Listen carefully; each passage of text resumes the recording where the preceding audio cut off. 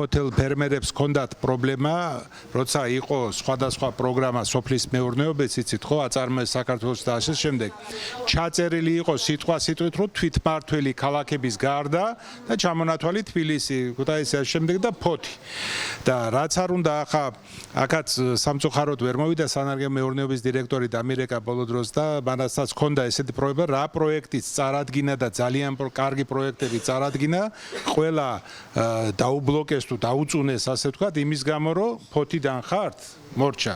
როცა არის უზარმაზარი თქვა ხო 100 ჰექტარის ფართობზე გავიწევ და ახლა მათ დაიწყეს ის რომ ნაწილ მიწებსა და ტერმინალებად ანაწილებენ და ტერმინალებს ამუშავებენ. იმიტომ რომ პერსპექტივა არანაირი არ არის სოფლის მეურნეობის კუთხით.